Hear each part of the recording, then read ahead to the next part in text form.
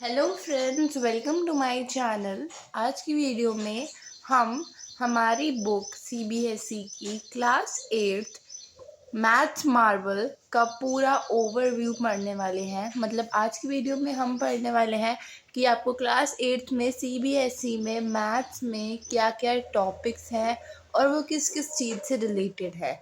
इस पूरी बुक का हम ओवरव्यू करने वाले हैं, सो स्टे ट्यून्ड। सबसे फर्स्ट चैप्टर है आपको रैशनल नंबर्स। तो रैशनल नंबर्स में हम क्या पढ़ने वाले हैं? सबसे पहले evolution of numbers. Evolution of numbers मतलब कि नंबर्स ये आए कैसे, पहले कौन सा नंबर आया है। हम पढ़ेंगे natural number, whole number, rational number के बारे में, इंटीजर्स के बारे में, हम रैशनल नंबर्स के बारे में। ये पूरा चैप्टर रैशनल नंबर्स पर बेस्ड है। उसके बाद हम पढ़ेंगे addition, subtraction, multiplication and division of rational number और उन सब की हम प्रॉपर्टीज़ पढ़ेंगे। और फिर रियल लाइफ एप्लीकेशंस यानी कि वो असली लाइफ में रैशनल नंबर का क्या महत्व होता है। उसके बाद rational number between two rational number, मतलब दो रैशनल नंबर के बीच में एक रैशनल नंबर। उसके बाद आता है हमारे पास सेकंड चैप्टर एक्सपोनेंट्स। एक्सपोनेंट्स में हम क्या पढ़ेंगे?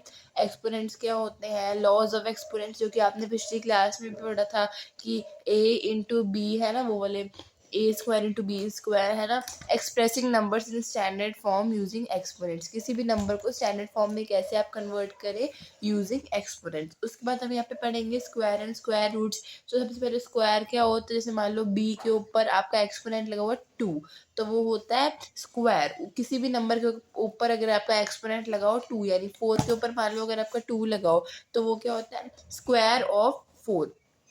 ठीक है। उसके बाद यहाँ पे हम इसमें क्या पढ़ेंगे कि प्रॉपर्टीज़ क्या होती है स्क्वायर नंबर की। हम पढ़ेंगे परफेक्ट स्क्वायर के बारे में पढ़ेंगे। हम किसी नंबर के स्क्वायर निकालने के मेथड्स पढ़ेंगे। इसमें पैटर्न्स के बारे में पढ़ेंगे, स्क्वायर रूट के बारे में पढ़ेंगे, वो किसी नंबर के स्क्वायर रूट कैसे निकालें उसके मेथड्स के बारे में पढ़ेंगे। डेसिमल नंबर मतलब जिसमें पॉइंट लगा हो उस नंबर के हम स्क्वायर रूट के बारे में पढ़ेंगे। और स्क्वायर रूट हम नॉन परफेक्ट स्क्वायर कैसे निकालें, estimating the square root of a number, और हम स्क्वायर रूट का एस्टिमेट यानी अंदाजा कैसे लगाएं। उसके बाद आता है cube and cube root. Cube क्या होता है? किसी भी नंबर के ऊपर 3 का एक्सपोनेंट लगाओ। मान लो 3 है, 3 के ऊपर 3 का एक्सपोनेंट लगा हो। ठीक है, ये आपने एक्सपोनेंट्स वाला चैप्टर पिछली क्लास में भी पढ़ा था कि मान लो x के ऊपर आपका 3 लगाओ, x के ऊपर आपका एक्सपोनेंट 3 हो। x एक नंबर है, उसके ऊपर आपका एक्सपोनेंट 3 हो, तो वो होता है क्यूब ऑफ x। ठीक है, हम पढ़ेंगे क्यूब के बारे में, परफेक्ट क्यूब के बारे में, और क्यूब नंबर्स की आपकी प्रॉपर्टीज़ क्या होती हैं, क्यूब रूट के बारे में पढ़ेंगे। उसके बाद प्लेइंग विद नंबर्स इसमें हम क्या पढ़ेंगे? Generalise form of a number की एक नंबर की जनरलाइज फॉर्म क्या होती है? मैजिक स्क्वायर, जो कि हमने पहले भी पढ़ा हुआ है। नंबर के कुछ पैटर्न्स पढ़ेंगे, कुछ ट्रिक्स पढ़ेंगे, मल्टीप्लाइंग की ट्रिक्स पढ़ेंगे, डिवाइडिंग की ट्रिक्स पढ़ेंगे। तो अलग अलग हम ट्रिक्स पढ़ेंगे मैथमेटिक्स की। उसके बाद लेटर्स फॉर डिजिट्स, मतलब कि किसी लेटर के लिए कोई डिजिट है ना, जैसे मान लो एक्स के लिए 3 है ना। डिविजिबिलिटी रूल्स पढ़ेंगे हम इसमें, मल्टीप्लिकेशन रूल्स भी पढ़ेंगे हम इसमें। नेक्स्ट पे आते हैं। ये बहुत बड़ा इंडेक्स है आपका इस बार। नेक्स्ट यहाँ पे fact algebraic expressions and identities. इसमें हम पढ़ेंगे एल्जेब्रिक एक्सप्रेशंस क्या होते हैं। For example x square minus y square, term factors and coefficients of an algebraic expression, मतलब कि हमने ये 7th क्लास में भी पढ़ा था कि किसी एल्जेब्रिक एक्सप्रेशन के टर्म क्या होता है, फैक्टर क्या होता है और कोफिशिएंट क्या होते हैं। उसके बाद एल्जेब्रिक एक्सप्रेशन के टाइप पढ़ेंगे, डिग्री पढ़ेंगे पॉलिनोमियल की। उसके बाद यहाँ पे addition and subtraction of algebraic expression, मतलब कि एल्जेब्रिक एक्सप्रेशन की हम एडिशन करेंगे, मल्टीप्लिकेशन करेंगे। उसके बाद इक्वेशन बनाएंगे उसकी। उसके बाद स्टैंडर्ड आइडेंटिटीज़ के बारे में भी पढ़ेंगे। उसके बाद आता है 7th factorisation and division of algebraic expression. जैसे कि यहाँ पे हमने क्या पढ़ा था, यहाँ पे हमने एडिशन, सब्ट्रैक्शन एंड मल्टीप्लिकेशन पढ़ा था। यहाँ पे हम डिवीजन पढ़ेंगे ऑफ एल्जेब्रिक एक्सप्रेशंस और उनके फैक्टर बनाना सीखेंगे। ठीक है, बस यही है इस पूरे चैप्टर में। उसके बाद linear equations in one variable हम पहले पढ़ेंगे। इक्वेशन क्या होता है, जिसमें इक्वलिटी का साइन होता है। उसके बाद एक इक्वेशन को सॉल्व कैसे करते हैं, और लीनियर इक्वेशन क्या होता है, इसकी प्रॉपर्टीज़ क्या होती है, ये सब हम पढ़ने वाले हैं। उसके बाद direct and inverse variation, direct variation क्या होता है और इन्वर्स वेरिएशन क्या होता है हम इस चैप्टर में पढ़ेंगे। उसके बाद परसेंटेज, कभी भी आपके मार्क्स आते हैं तो आप उसकी परसेंटेज निकालते हो कि मतलब कि आपका जैसे मान लो कि आपकी परसेंटेज कितनी बनती है, उस बेस पे आपकी पोजीशंस आती हैं, ठीक है। तो हम पढ़ेंगे कि परसेंटेज क्या होता है, इसकी लाइफ में ज़रूरत क्या होती है, and mental maths and estimation percentages, मतलब कि मेंटल मैथ्स की परसेंटेजेस पढ़ेंगे, डिफरेंट टाइप्स ऑफ परसेंटेजेस पढ़ेंगे।